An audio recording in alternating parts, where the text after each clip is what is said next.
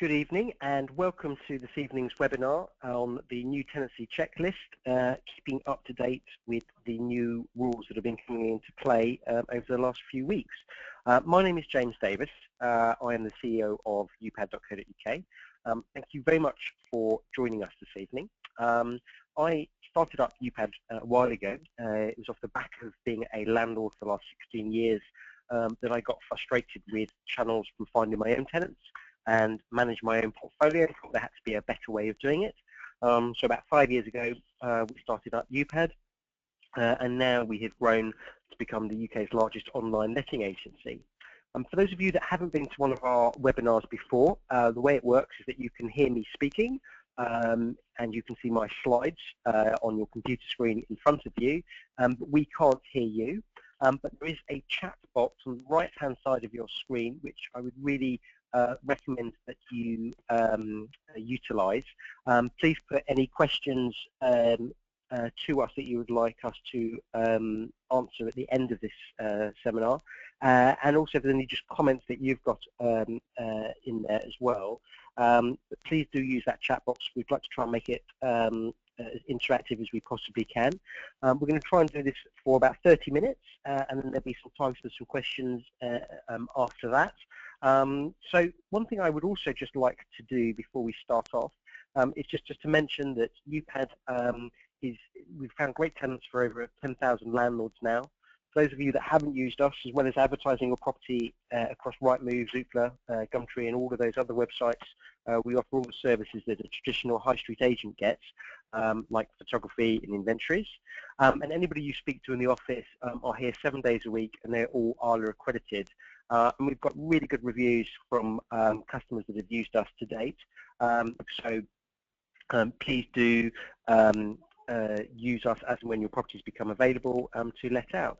But one really thing that we'd like just to do first is to do a quick poll on what type of landlord you are. And if you could select one of the options that is in front of you about whether you are brand new to being a landlord or you've been doing it for quite some time, that would be much appreciated. It's just really helpful for me to know who we've got in the room, and then press the submit button, and then we'll just bring up all the results.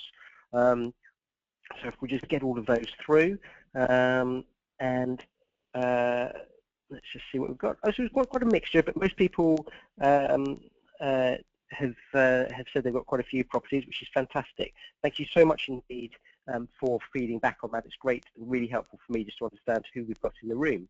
So what we're going to cover off over the next 45 minutes or so are changes to smoke alarms and CO detectors, the changes to the right to rent immigration checks, and there was actually some extra news that came out today that we will be sharing. Legionella disease, there's additional checks that we should be doing with water in particular, and we'll run through that. And finally, changes to the Section 21 notices, in particular, what it must contain, and also when you can serve those. So that's going to be the agenda for this evening. I just think it's worthwhile just reflecting back on the background to this. And a lot of these new changes have come about because the government wanted to create a safer and a better rental market. And I'm actually in favour of all of these four things. I think they're all very sensible things to be putting into play. I think quite differently about some of the tax changes, in particular the mortgage interest relief.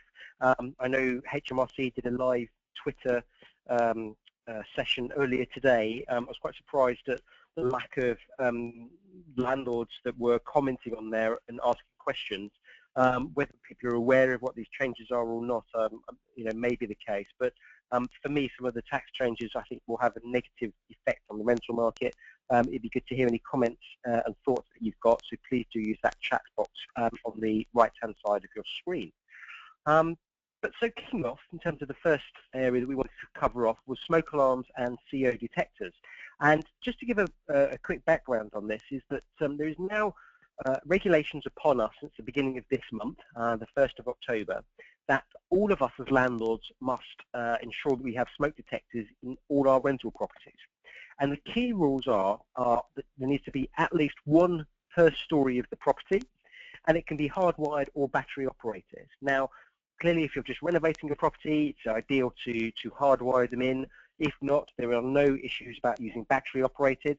I'm a fan of the lithium 10-year batteries because I think it's the idea that you can sort of fit and forget.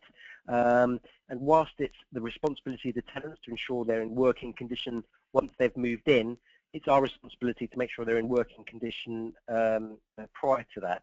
So do make sure that you have in place now smoke alarms, and where they go within the property doesn't matter so much on each floor. Probably in the hallways make the most amount of sense, but you just got to make sure that there is at least one per story in the property. The other bit in terms of carbon monoxide detectors is the legislation says that we should have one of these in a room where there are solid fuel appliances. This only applies to England, so if your property is outside of there, it doesn't apply. But I think there's a good practice guidance that actually we should just fit these detectors in rooms, whether we have a gas fire or wherever our property may be within the British Isles, because I think it's just a good thing to have, and maybe just go the extra mile. Neither of these appliances are particularly expensive. I think they're about £10 each, and it's just worthwhile in my mind getting both of these into play. As I mentioned earlier, these came into play on the 1st of October. For all existing tenancy agreements. So you've got to make sure for any tenancies you've got currently operating, you are being compliant. And for any new agreements that start from today onwards, you've got to make sure that these are fitted and in working condition prior to your tenants moving out. And one of the key things that I think this is a very fair and just viewpoint. There's certainly no grace period, so there's no time frame for you to have a couple of weeks to get it sorted out. We can have penalties of up to £5,000 for not being compliant, which I think is about right. My key rationale behind it is this is not a difficult thing to do. It's a good practice. There's something like 670 injuries from smoke fires in the home, 26 deaths, I think. And one of the key stats for me is that having a smoke alarm gives tenants those precious minutes to get out of the property. People are 4 times more likely to survive a house fire if there is a smoke alarm fitted than if there isn't. So it's an absolute no-brainer from my perspective, and I think we as landlords should just ensure that we are compliant. It's good practice at the very least to ensure that we have a smoke alarm on every story of our properties. I would put a carbon monoxide regardless of whether it's solid fuel or gas. Your local fire service may still have free smoke alarms available. If you go to that website I put up on the screen there, and if you put in your local council, they may still be offering free ones for you, but these things are only sort of £10-ish to get fitted. In terms of gas safety checks, and I'm going to come back to this in relation to Section 21s, but we clearly need to ensure that all the pipeworks and appliances are in working order and in good condition. We must make sure we do an annual check, a CP12, every single year.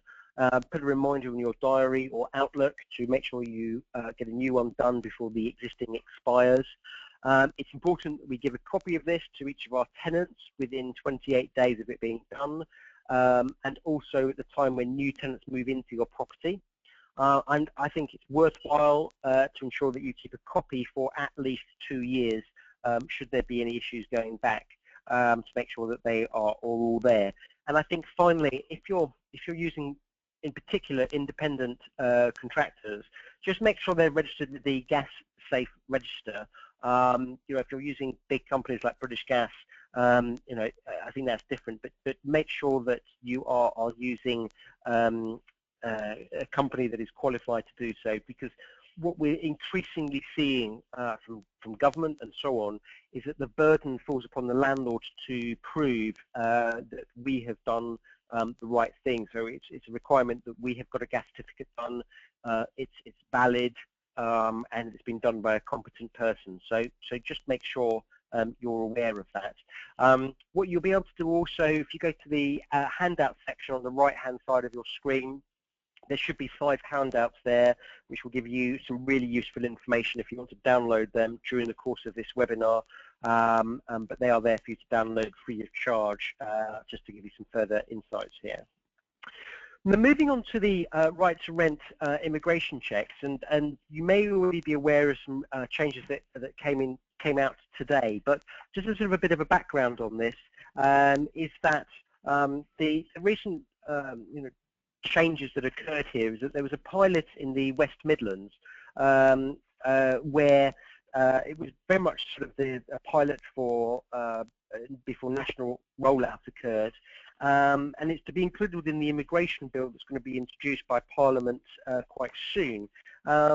And the idea being is that us as landlords need to ensure that those people that are living in our property or are about to be living in our property are lawfully allowed to be in the UK. This only applies where the tenant is going to use this as their main home or only home, and it doesn't apply for somebody who isn't we shouldn't be letting a property to somebody who isn't a relevant national or doesn't have a right to rent within the UK. Now, all of this, in terms of the new changes coming into play, means that from the 1st of February next year, we need to make sure that across England at the moment, that we are being compliant as far as this is concerned. I still have a few areas of concern in my mind that there is still very little known about what we need to be doing in terms of checks since this was first talked about back in August this year. But as it stands, we need to make sure that only those people that are British citizens or members of the EEA nationals or Swiss nationals who are allowed to be in the UK are living in a property. They've got permission from the Home Office if they fall outside of that to live here. And they've got to provide evidence to us, and it's worthwhile us taking a copy of that to ensure that they're allowed to be here. I will come back to what the Home Office recommends in a second, but this applies also to existing tenancies if there's been a change of circumstances. If you've got the same people living in your property and there hasn't been a break clause and you've just done a new AST, then that's fine. But if there's changes to who is on the tenancy agreement, or if there was a 3-month break, then you will need to do these checks as well for them. And the areas that concern me is there's more than 400 different documents that are issued by the various countries within Europe, and I can just see this being an absolute minefield for us as landlords to try and get our head around of what we need to be doing and what we need to be checking. And just seeing somebody's passport, which is something that we are recommended to be doing, in my mind doesn't necessarily prove that they're allowed to be in the UK. So I'll come on to some checks that we can do if you want to go the extra mile. But before I do so, there's a few properties that don't need to be protected under here, and this is where either accommodation is provided by the employer, or it's a mobile accommodation, or holiday, or social housing. There is a much longer list, but these are the key ones in my mind that apply in this particular case. One of the handouts that you can download gives you more information on that. But our key responsibilities are that we need to be able to see who that person is, whether it's a copy of their passport or ID card, and we need to make sure that we take a copy of this. We keep it for as long as the tenancy lasts, and for a year after that, and make sure that we keep it securely. But just being quite frank, just because you've seen somebody's passport doesn't mean they're allowed to be in the UK. And so if you feel that you are unsure whether somebody should be living in your property or whether your property is excluded, what might make sense is to call the Home Office, and they have a checking service, if you call that phone number, where they will check the paperwork for you in terms of a copy of the passport for that tenant. It's a free service. They will come back to you within 2 days on whether that person's allowed to be in the UK or not. But to me, there seems to be a grey area between seeing somebody's passport and knowing whether that person's allowed to be in the UK, because clearly it doesn't necessarily mean they are allowed to be here. And I haven't seen anything that supports what additional checks that we should be doing. So I think if there's any doubt in your mind, make sure you make a note of that phone number from the Home Office and use it should you have any concerns, just to err on the side of caution. I think from my perspective, I think we will need to see how well this all sort of pans out. I think there should be further information that comes through from the Home Office in terms of what checks that we should be doing, because I think there's a bit of grey area. And also, I think one of my biggest concerns is I think we need to be aware of discrimination. We as landlords can't stop somebody moving into our property or not let them move into our property just because we think they are not a British citizen, for example. And so there is an element that actually some tenants might be turned away purely because of their nationality, and that landlords are unsure, and that is something that is not allowed. It's discriminating. So do make use of that Home Office phone number and service that they've got out there. And I'm sure there will be more information that gets published in the coming months before this goes live across the UK from the 1st of February. So moving on to Legionnaire's disease, and I think there's a couple of things that are just worth mentioning here. The first is that we are responsible as the owner of the property to ensure that our properties do not have Legionnaire's disease within them, and to do our own risk assessments to ensure that we are being compliant. One thing that I'm very much aware of is a lot of people are unsure about what Legionnaire's disease actually is, and Legionnaire's disease it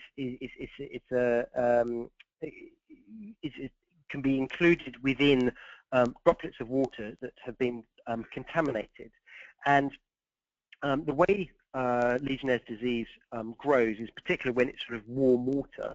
So if you've got sort of hot water tanks and it's sort of stagnant water, it's, you know, the hot water hasn't been run for a few weeks, it can give rise to, especially when the temperature is warm, to that water containing the disease.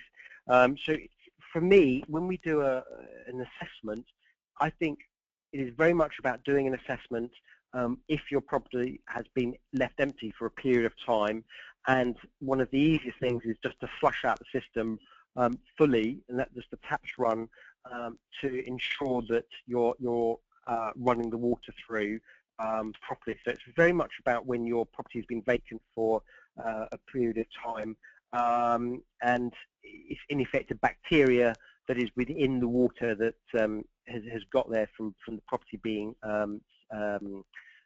empty for a while, and the water has just got sort of stagnant. The key thing here is that as landlords, we are responsible for the health and safety of our tenants. We have a legal obligation here, so it's important that we do an assessment every sort of couple of years, and especially if our property has been empty for a period of time, and therefore you're more likely to be exposed to the risk of getting Legionnaire's disease. There is more information on a course that you can do called Landlord Masterclass. There's a colleague of mine called Chris that runs this course. So if you think that you are unsure about what Legionnaire's disease is and what checks you should be doing, you can do a lot of this yourself if you are a competent person, but you may wish to sort of outsource it and get somebody else to do it. But either way, you can go on a course to educate yourself more. But my view is if your property has been vacant for more than 2 weeks or more, flush out the system thoroughly to ensure that you're getting rid of that bacteria should it be present. I think is the key thing for me. And one of the big changes that we've seen in recent months is the changes to Section 21 notices. And for those of you that don't know, we issue Section 21, so we want to gain possession of our property at the end of the fixed term. So if we've done a 12-month AST and we want our property back at the end of that 12 months, we could, up until the beginning of this month, issue a Section 21 at the same time that we give the tenancy agreement out, to say that we want this property back in 12 months' time. This you know, is a standard form, but there's been a couple of changes that have occurred since the 1st of October, and this only relates to any new agreements rather than anything from before. For those of you that are unsure still about Section 21, these are also called notices to quit. Still quite widely used as that particular terminology, and it was, in terms of the background, there was a court case called the Super Strike case back in March this year, which meant there were then changes to the format of Section 21s and when they could be issued. And one of the biggest things for me is that tenants could now be quite astute and be aware that there's additional processes we need to follow to ensure that we're being compliant. And fundamentally, there's two key changes. One is a change in the time frame. We can no longer just serve these at the start of an agreement, and also what we serve with it has also changed, which I will be coming on to now. So the first thing is that you cannot now, for any new tenancies from the 1st of this month, serve a Section 21 within the first 4 months of the tenancy agreement. So this, from the 1st of October, so we've got until February next year when we can start issuing Section 21s. It will invalidate it if we don't do it. What we're not able to do is if that you haven't issued it in the correct format, you won't be able to take your tenants to court if they don't move out when you want them to, because it's invalidating it. There is also a new form that has been issued rather than using the old one. And whilst you can download that from the handout section on the right-hand side, there has still been some confusion within government about making some changes to that Section 21. So my thoughts is that given you can't issue the new Section 21 until February next year, is I would just make a mental note or put in your diary to look up and get a copy of the new Section 21 notice, because it's likely to change between now and then, so to ensure that when you do issue one, that you are using the most up-to-date form and the one that is being agreed rather than an outdated one.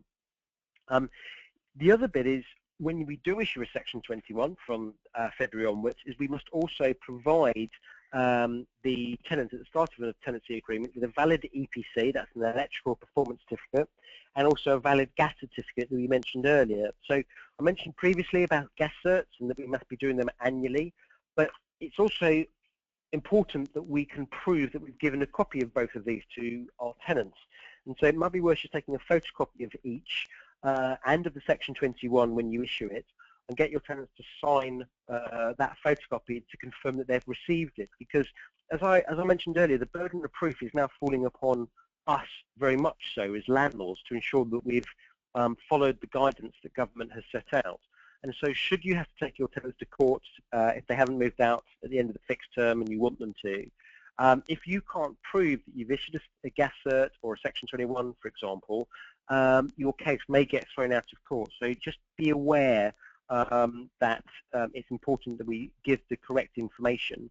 There is also a flowchart that you can download from the handout section as well, which just talks through the processes involved, which is quite sort of useful just to understand. I think we'll send these out as well after this webinar in case anybody has issues downloading them. But it's quite a nice flowchart for what we need to do and when, and I suggest you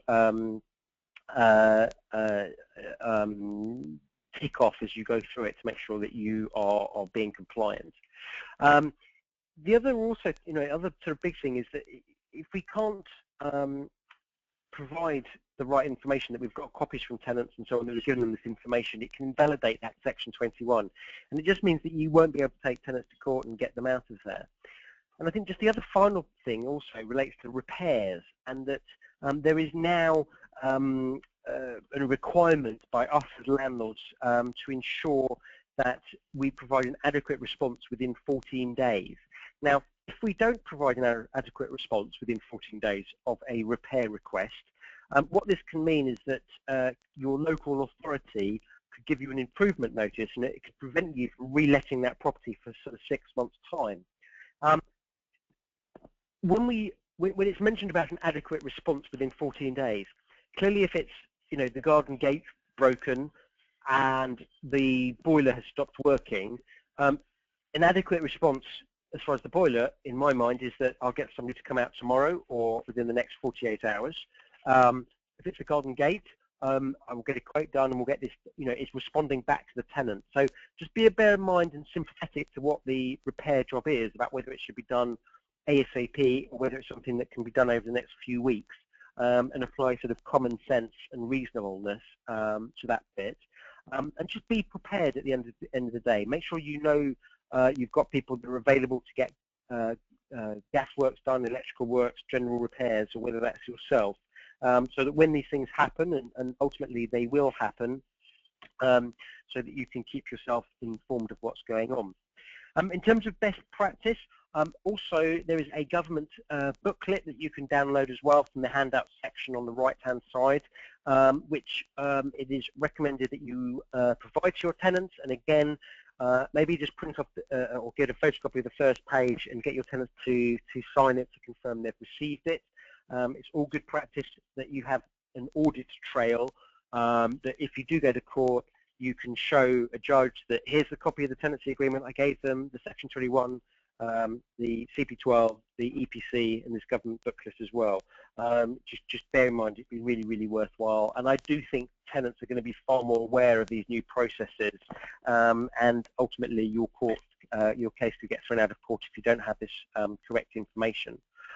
Should you ever need to get possession back of your property, you're only entitled to do so if you're going through court proceedings.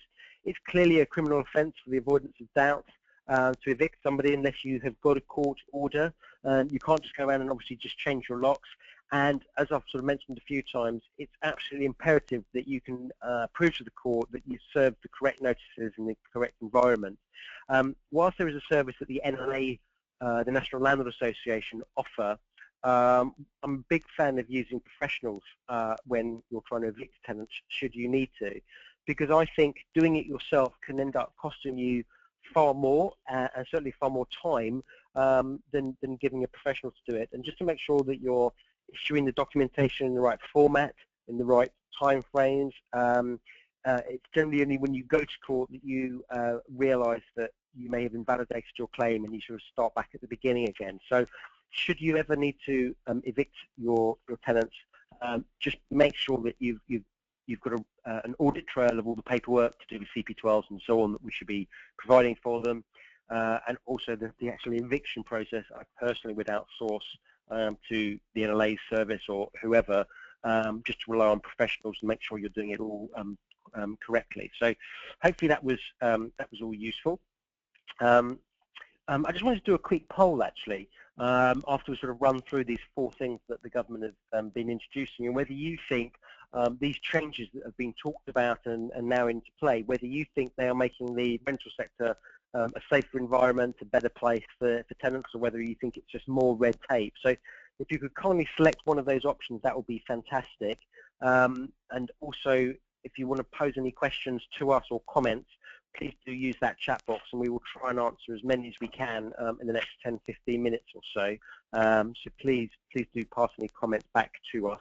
That would be much appreciated. Let's just bring up the results if everybody's had a chance to comment. Okay, so quite a mixed response there on whether people think that this is making the rental sector better or not. But thank you very much indeed for feeding back. Whilst I start doing the Q&A, please do put any questions to us if you haven't had a chance yet using the chat box on the right-hand side. But there's also 5 PDFs you can download on the latest Section 21 notice, guidance for the right to rent, and the other areas we've been talking about this evening. So do please take a download of them and save a copy for your reference. And I will try and answer as many of the questions as I possibly can now. So a couple of questions in terms of right to rent, in terms of responsibility, whether it's the letting agent's responsibility or the landlord's responsibility. Now, with all the changes that I've just run through, all of these fall upon us as landlords to ensure that we are being compliant and we are following what the law says. That said, you can request that your agent does the right to rent checks on your behalf, and therefore you're putting the responsibility on your agent to do those bits for you. If that has been documented properly, and so there is a clear transfer of the ownership of that, the obligations on doing those checks to your letting agent, and it's been agreed by them, then if they haven't done them properly, then it's on their shoulders that it will then fall. But unless you have explicitly asked your agent to do these for you, this will fall upon you as the owner of the property to ensure that you are being compliant. And certainly the same applies with all these other checks in terms of Section 21s and providing the right information and so on. So do make sure that you are comfortable that the checks have been done and that they've been done thoroughly. Do use the Home Office number if you've got any queries, just to make sure that you're comfortable you are being compliant. There's been a couple of questions about do these new rules apply to shared accommodation or where there's sort of a live-in landlord under the right to rent, the rent room scheme. There hasn't been any explicit information to say that they are or are not included within this. I expect there to be more information that will come through from the Home Office to do with these checks. I'm still puzzled as to what these checks actually are that we should be doing in terms of seeing somebody's passport. Does that actually qualify, or is there something else that we should be doing? So I think, for the avoidance of doubt, I would speak to the Home Office and get confirmation directly for them. And again, make sure you have an audit trail from them, whether it's a letter or an email, to confirm what they have said, so that you can ensure that you are being compliant. There's a couple of questions about Section 21s in terms of why would you serve these at the beginning of the AST. Now, I was a massive fan myself as a landlord of issuing my tenants a Section 21 sort of notice to quit and attaching it to the AST when I gave that at the start of the tenancy. And it was very much just to make sure that I wasn't missing a trick and I wasn't going to forget about it further down the line. And up until this month, you could issue them as soon as you gave out an AST, or whether it's 10 months into the tenancy agreement. But just for convenience and to make sure I didn't forget about it, I just had it on my checklist at the beginning of the tenancy to do so. But now we can't do that until at least 4 months into the tenancy agreement. We've got a couple of questions about smoke alarms, and do you need smoke alarms for cellars and attics? So my view would be, if the attic is a conversion and it's a habitable space within the property, and the same in terms of the cellar, in terms of it's a basement that's been converted, then yes, you need to have a smoke alarm there. If it is an attic where you've got your hot water tank and just boxes stored, it is not a habitable part of the property, and therefore that does not need to apply. Clearly also the ability for smoke to appear is obviously minimised. If, on the other hand, your boiler is in the loft, or you've got a cellar and there's things that could catch fire, for argument's sake, however unlikely, maybe just to be safe and to protect yourself, given these things are not expensive, maybe you should fit one in both areas. But it's just where the property can be is livable that it applies to in the main.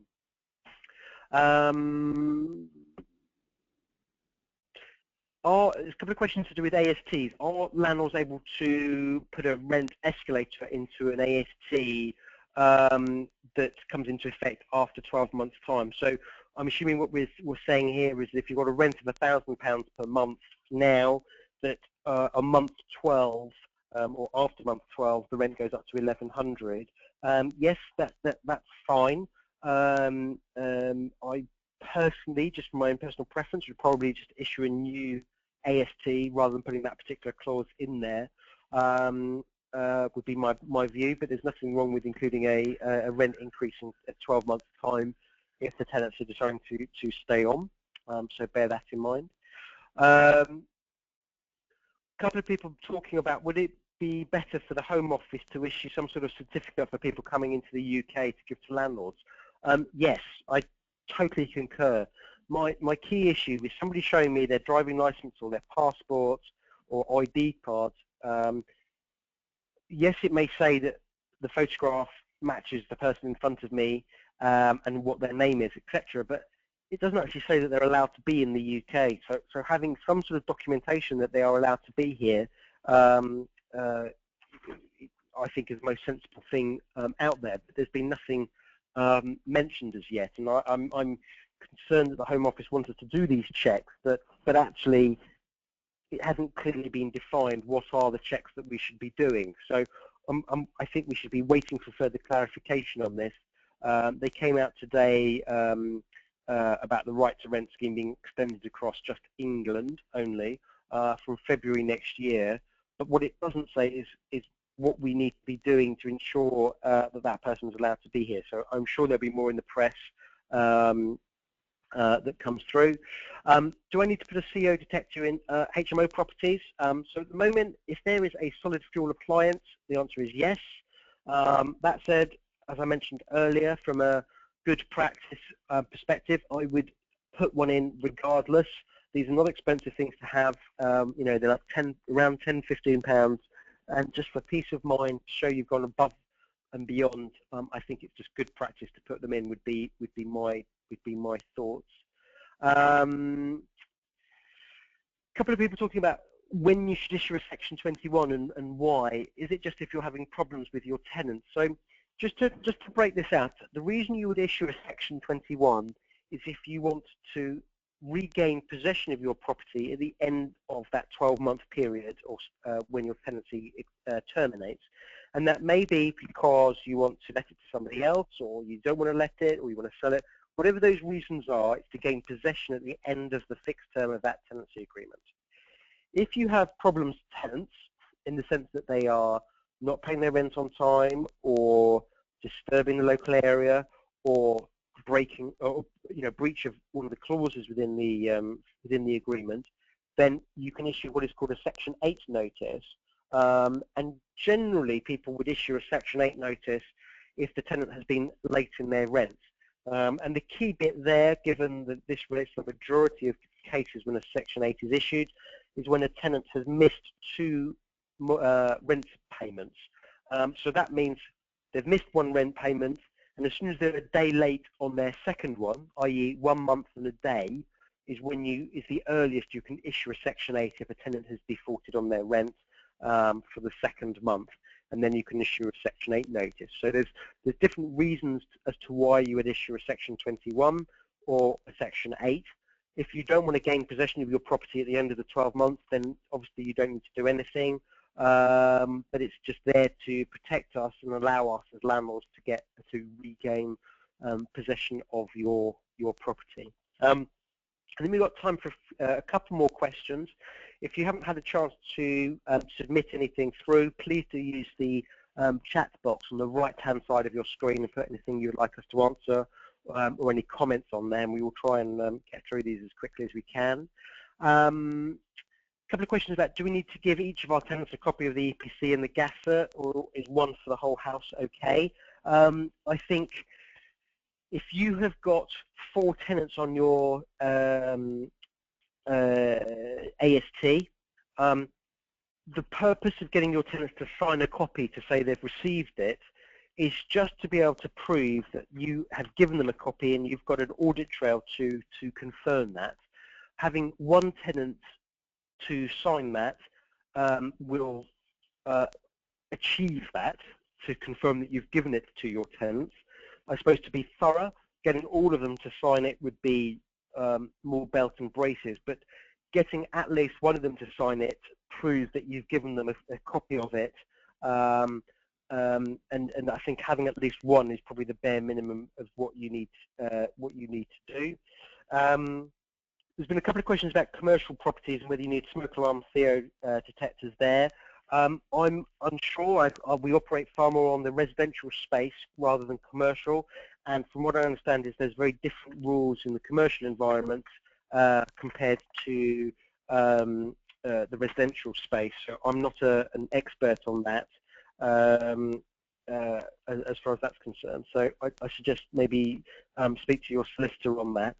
A couple of questions about gas servicing. If my tenant fails to give me access, I'm therefore in breach, that I haven't been able to get one done on time. What happens? I think we mentioned earlier about having an audit trail.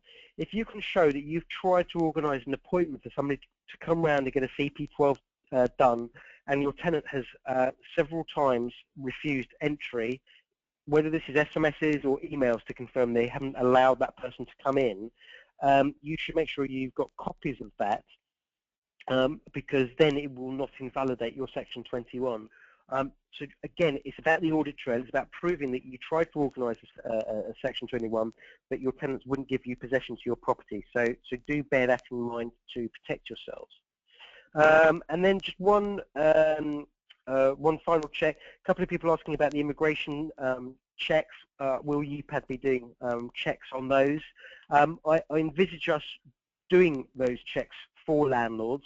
At the moment, it is hard for us to say what those checks are. I still think we need more clarification, but I think once it's become clear about what it is that we need to do, I envisage them being included within the referencing process that we do currently.